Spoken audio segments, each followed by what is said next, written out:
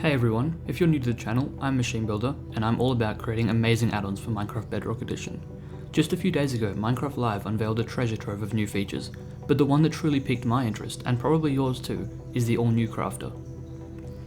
Now, before we take a deep dive into how I brought the crafter to life in just one day, do me a quick favour, smash that like button, hit subscribe if you haven't already, and let me know in the comments what your favourite part of Minecraft Live was. We've got an exciting journey ahead, so don't miss out on what's coming up. Before we look into how the crafter functions and my process behind creating it, let's first take a moment to understand why the crafter is such a game changer for all players. The crafter provides a vanilla-friendly way of automatically crafting any item in the game. This is already a giant improvement to the current automation systems that can be created. Don't get me wrong, there are plenty of different farms you can build to collect an abundance of blocks and resources, but so far there's nothing that comes close to the utility that the crafter provides.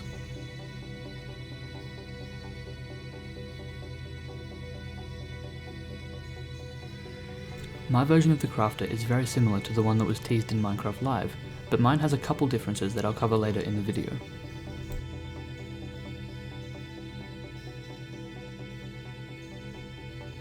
The crafter is incredibly simple and user-friendly to set up. This is one of the most basic use cases, crafting logs into planks.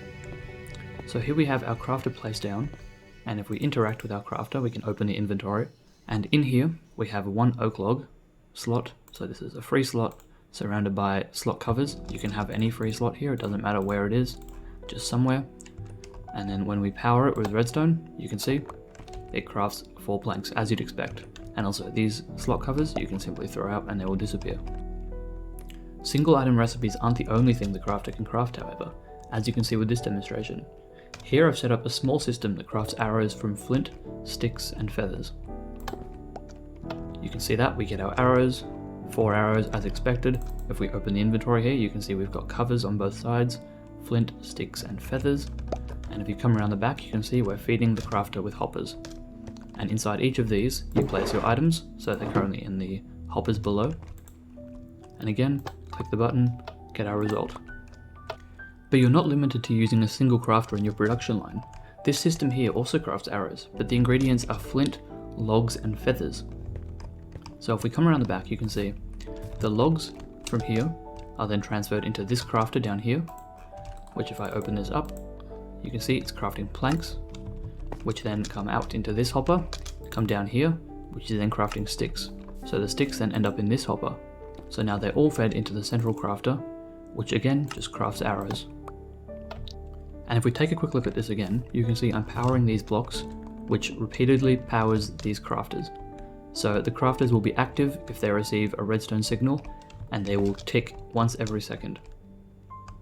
This demonstration here uses dispensers and crafters to automatically equip the player with iron armor.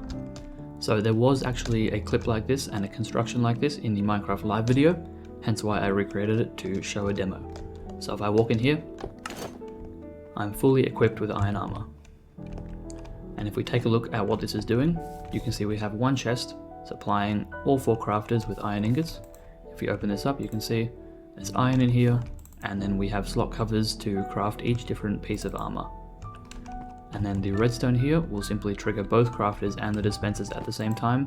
So if they're empty, they'll get filled with an item and then dispense, but if they already have an item, then they'll just dispense that and then get refilled by the crafter behind. Crafters aren't just limited to these basic systems, however.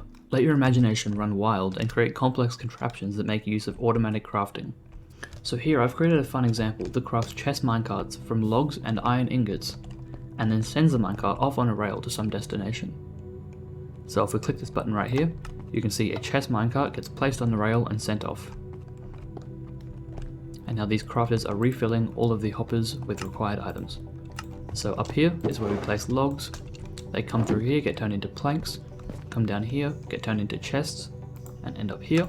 And then on the other side, we've got iron in here, which comes through here into this crafter, crafting up minecarts, which end up in this hopper, and they all end up here, which then again feeds the dispenser, which is triggered by the button. Now in my implementation, I've created variants of the crafters. So the default system just acts how you would expect. You can see if I open this up, place covers here, and then place items into here. 1, 2, to 3 any random order, they will get placed in that order in the crafter. So you can see that wouldn't craft an arrow, but you have to place them flint, stick, feather, and now they're in the correct order to craft arrows. However, if you don't want to have to maintain the order, you can change the mode by using a book on the crafter, which will change the mode to locked recipe. Now if we open this up, and again cover these slots, and place 1 item in each of these, and then place hoppers.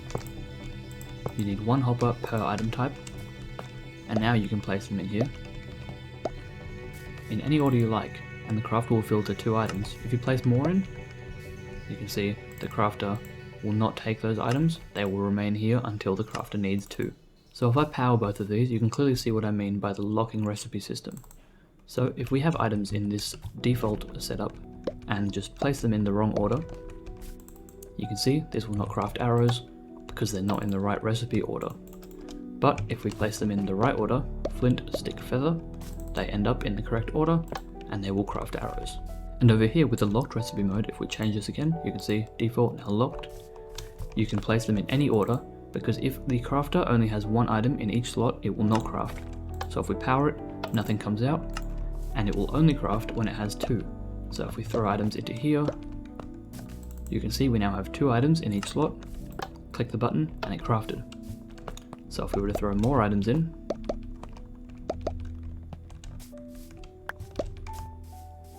and now we have 2 in each slot, click the button, it crafts.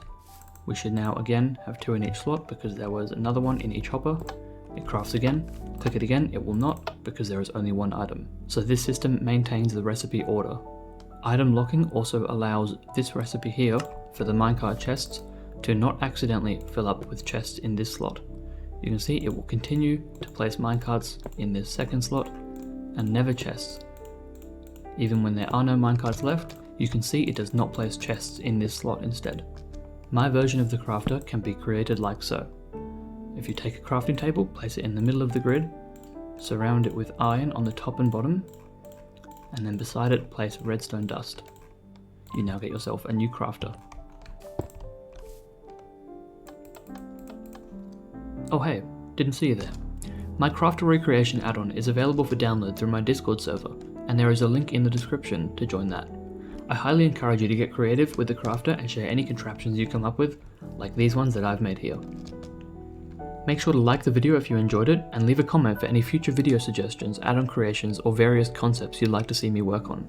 Make sure to smash that subscribe button so you don't miss future uploads and content that I release.